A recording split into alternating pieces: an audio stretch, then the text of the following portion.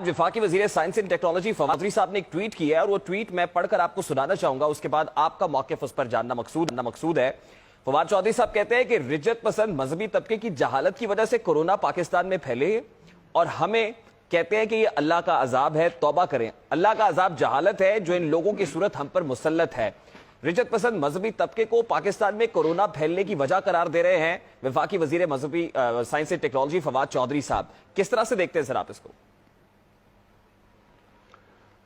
मैं फवाद चौधरी साहब को मुंह नहीं लगाना चाहता, न उन्हें इस काबिल समझता हूँ कि मुंह लगाया जाए।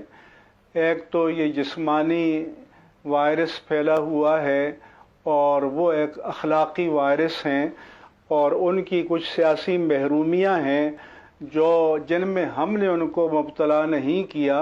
जहाँ से उनको महरूमियाँ लाहिक हैं उनके बारगाह में जाएं और उनके सामने अपनी आरज़ुएं पेश करें।